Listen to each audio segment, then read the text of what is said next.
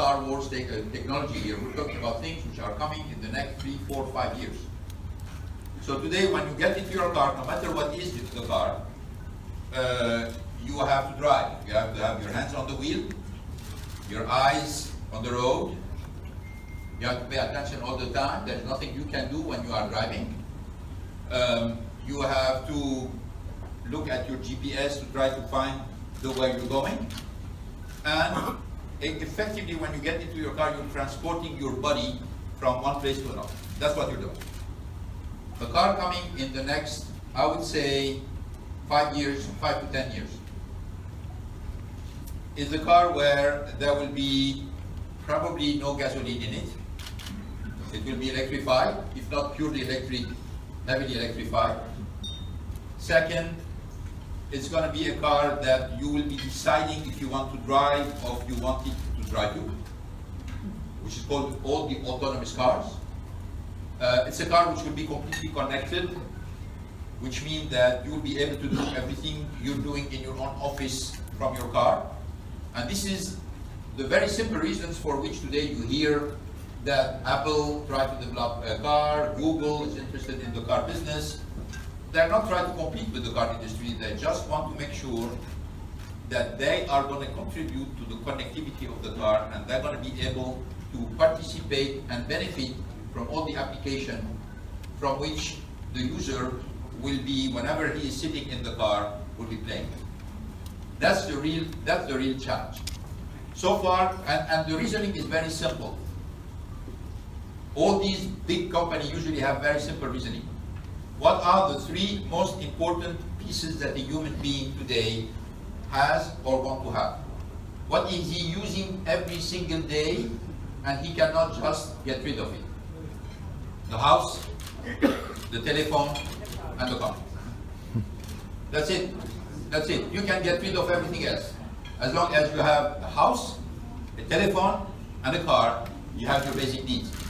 And people in China and India and Russia and Brazil and all the emerging markets, the first thing they want to have is a house, a car, and a telephone. Okay? So all the tech companies are saying, okay, what can we do in order to make the car connected? What can we do to use the telephone not being only as a telephone device, but kind of connection device? What can we do in order to make the house a totally connected entity? This is the reasons for which all these companies are coming, which means that the pieces of technology coming are going to change. The way we're going to be assembling the cars is going to be changed. And the car itself and what you will be expecting from a car is going to change. So this is going to be a big revolution. But this revolution means new suppliers, new raw materials, new technologies, new parts, etc., etc. So there is a huge revolution coming the way, and the people who are going to be benefiting from it are the people who are going to understand the needs of the new products and going to be able to play a role into the development of the needs. And frankly, where we stand today, the geographical location has no importance. It has no importance. Which means that you can produce in Lebanon and ship to the United States, you can produce in Lebanon and ship. In one car today, you have about 5,000 different parts. You know, the car you have today is made of 5,000 parts. These parts are coming from all over the world. You have parts in your car coming from India, parts in your car coming from China. I bet you know, no matter what is the brand. So the logistics system is such today that it doesn't matter where you are producing. What matters is where you have intelligence and where you have competitiveness for industry to be able to use this intelligence, to be able to use this part in the most efficient way.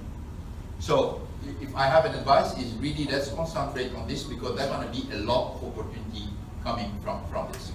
And again, the second part of the nasiha is be careful about the debt of the state. Same thing.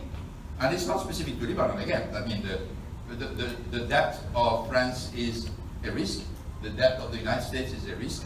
The debt in Japan is a risk.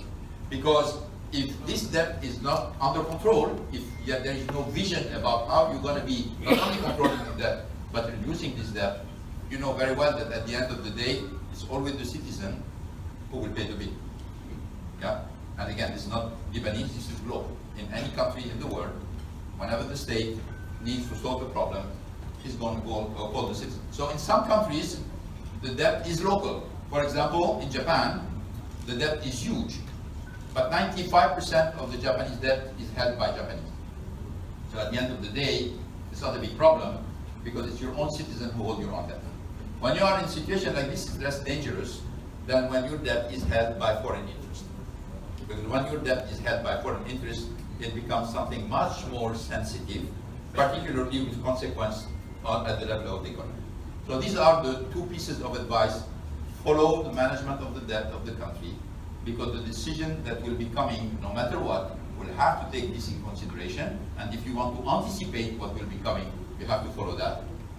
And the second one is embrace what's coming at the level, not only industry, but even at the level of the services. The banks are not going to be the same 5 years or 10 years down the road. The car industry are not going to be the same. I can tell you a lot of activities are going to change radically.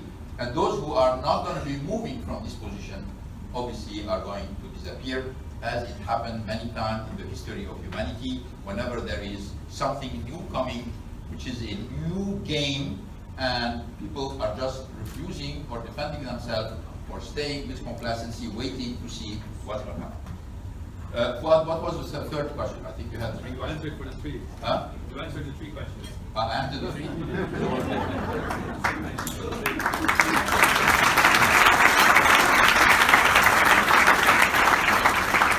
We agreed to have a small speech and to have questions, so the questions are open. We take three questions.